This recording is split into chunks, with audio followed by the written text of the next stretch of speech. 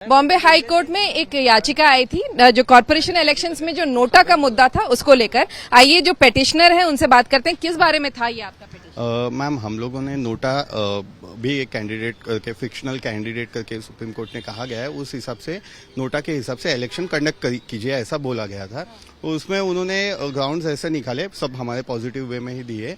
उसके बाद में उन्होंने कहा कि मैं जो वोटर हूं उस वार्ड में कोई बिन विरोध नहीं आया हुआ है, ठीक है, तो इसके वजह से उन्होंने डिसमिस किया है, ठीक है, हमारे पिटीशन को। आपकी पिटीशन किस बारे में थी? और उसको क्योंकि अविनाश यादव जो एमएनएस के जो नेता हैं, इनके वकील ने मेंशन किया कि इनकी पिटीशन के जैसे ही हमारा पिटीशन सिमिलर है, लेकिन अदालत ने कहा कि आपने जिक्र करते समय, मेंशन करते समय कुछ और कहा, अब आप कुछ और कह रहे हो, इस वजह से आपके हम डिसमिस करते हैं। लेकिन आपका पिटीशन था किस बारे में? मेरा पिटीशन था जो महाराष्ट्र में अभी इलेक्शन चल रहे हैं कॉर्पोरेशन के, उसमें 64 कैंडिडेट जो बिन विरोध चुन के आए।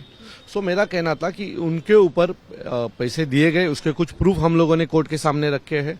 दूसरी चीज थी कि जो कैंडिडेट अपक्ष लड़ रहे थे उनको आरओ के मदद से उनके फॉर्म रिजेक्ट किए गए। और ये जो लोगों संविधान में जो अधिकार दिया गया है लोगों को वोटिंग करने का, तो अगर ऐसी इस तरीके से ही इलेक्शन चले तो अगली बार महापौरी जो मेयर है वो अनअपोज बैठ जाएगा, इलेक्शन ही नहीं होंगे, लोग अपने आदमी दूसरे पार्टी में भेजेंगे और बाद में फॉर्म विड्रॉल करके लेंगे।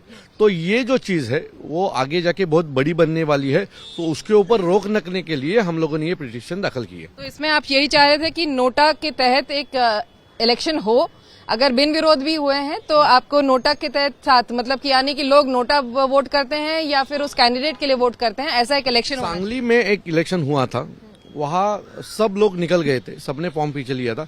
दो ही लोग थे, एक तो वो जिसका जो आदमी लास्ट उम्मीदवार बाकी था वो, और नोटा। तो 25,000 के ऊपर वोट ये नोटा को गिरे थे। मतलब वहां के लोगों ने वहां जाके विरोध दर्शाया था कि ये आदमी हमें नहीं चाहिए, बराबर। सो अगर ऐसा हो रहा है, ऐसा हो सकता है, तो हम ये कॉर्पोरेशन के इलेक्शन में भी होना चाहिए।